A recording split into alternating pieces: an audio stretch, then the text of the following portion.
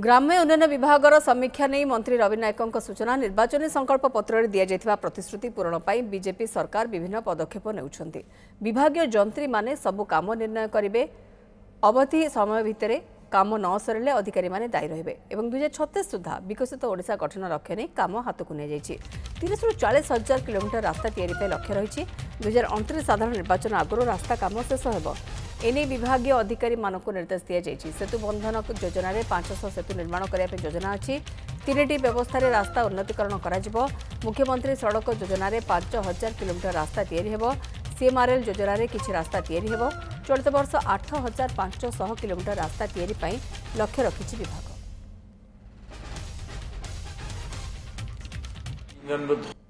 आमे कोनोसी दृष्टिरु कोनोसी डिविजन रो काम त्वरान्वित हो नहीं ताहले आमे ताको केमिति त्वरान्वित हो परिबो कोठी समस्या रहिला से समस्या केमिति दूर हो परिबो से व्यवस्था प्रति आम जो विभिन्न जोन अच्छी विभिन्न जोन रो आमे